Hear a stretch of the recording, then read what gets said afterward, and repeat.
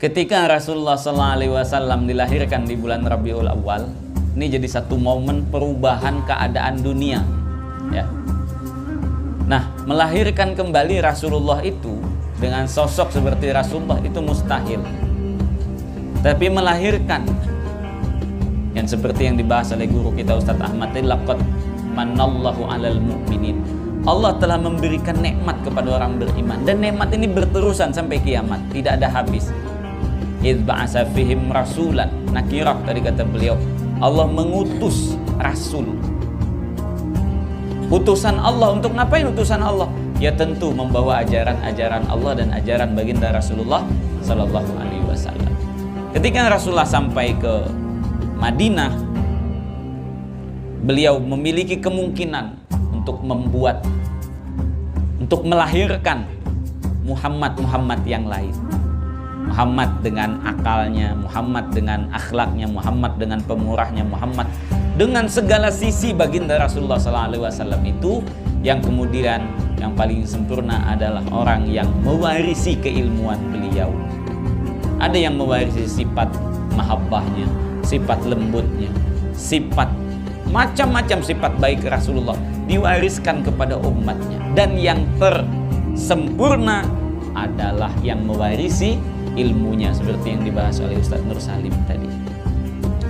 Lalu Rasulullah pun sampai ke Madinah, yang pertama yang beliau pikirkan nih gimana caranya ngumpulin orang. Nah, alhamdulillah kita udah berkumpul nih. Lalu dibuatlah masjid. Ngumpul dalam taat. Kalau ngumpul nggak taat itu enak aja, buat mall gede-gede, kolam renang, tempat permainan, pasti orang ngumpul. Nah, ngumpul dalam taat, 1 masjid, 2 pesantren, 3 dan seterusnya. Maka Rasulullah memutuskan untuk membuat masjid. Sampai ke Kuba, beliau membuat masjid Kuba, masjid pertama yang dibangun oleh tangan Rasulullah. Sekitar 23 hari di Kuba, kemudian beliau pindah ke Madinah. Di Madinah beliau langsung nyari tanah, langsung membuat Masjid Nabawi. Bukan bangunan bagus, tidak, hanya dari kayu yang didirikan dan beberapa pelepah kurma. Bahkan tanah itu dulunya adalah pekuburan kaum musyrikin. Lalu dibuatlah Masjid Nabawi, dan dari situlah kemudian terbuatlah sistem pesantren. Ada 80 ashabus suffah yang menjadi santri Rasulullah Sallallahu Alaihi Wasallam. Di Masjid Rasulullah ada 2 majelis yang tercipta. Pertama majelis zikir, yang kedua majelis ilmu. Satu pagi Rasulullah berjalan masuk ke masjid, lalu beliau mengatakan, kiltal majlisaini khair, dua-dua majelis ini bagus. Walakinal akhar ahabbu ilayya, tapi yang kedua lebih aku sukai, yaitu majelis ilmu. Di masjid Rasulullah ada majelis ilmu, ada majelis zikir. Dua-duanya dikumpulkan dalam pesantren. Ada zikirnya, ada ilmunya. Al ilmu ma'al zikir. Itu salah satu yang mesti kita jaga. Ilmu disertai dengan zikir. Sehingga para sahabat-sahabat, bahkan Rasulullah SAW sendiri dalam surah Al-Kahfi itu dapat perintah khusus. Wasbir, sabar-sabar wahai Muhammad. Ini kira-kira Nabi Muhammad itu kurang sabar apa? Masih disuruh sabar. Wasbir nafsaka ma'al ladzina yad'una rabbahum bil ghadati wal 'ashiyyi yuriduna wajha.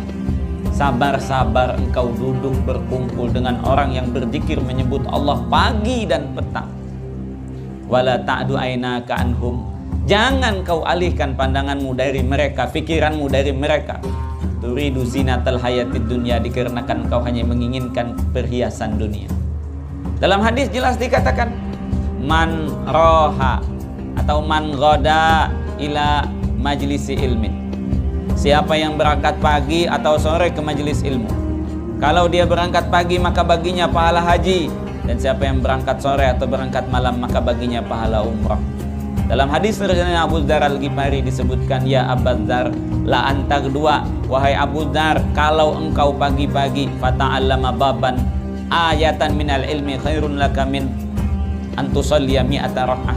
Kau pelajari satu ayat di pagi-pagi, maka lebih baik kau daripada salat 100 rakaat. Wala antar dua fata'allama baban minal ilmi khairun laka min an tusalliya alfa raka'ah. Dan di pagi-pagi engkau belajar satu bab ilmu lebih baik daripada salat 1000 rakaat. Hadisnya hasan kata Imam Al-Munziri. Pagi-pagi disebut oleh Rasulullah, hadis lain sore. Jadi maksud wasbir nafsaka ma'al ladzina yad'una rabbahum bil ghadati wal 'ashi adalah majlis ilmu. Nabi disuruh sabar karena ngaji itu bukan mudah. Ngaji bukan mudah. Ngaji itu hawa nafsu kita, ego kita ikut guru. Kalau zikir ikut kita. Wah, ini kayaknya kalau baca hasbunallah wa ni'mal wakil 450 kali ini rezekinya luas. Kita diijazahkan untuk baca kitab Sirrul Jalil, katanya kan dapat ijazah peluas rezeki. Kita baca 450.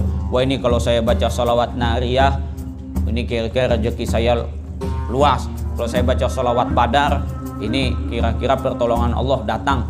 Ikut kita kalau zikir. Tapi kalau ilmu ikut guru, kadang salah kita diomelin, ya kan? Benar, kadang kita tersinggung. Yang disampaikan kan benar, cuman benarnya pahit bagi kita kadang-kadang. Ini ilmu, bukan kita yang ngatur, guru yang ngatur. Makanya ilmu itu lebih berat sabarnya daripada zikir.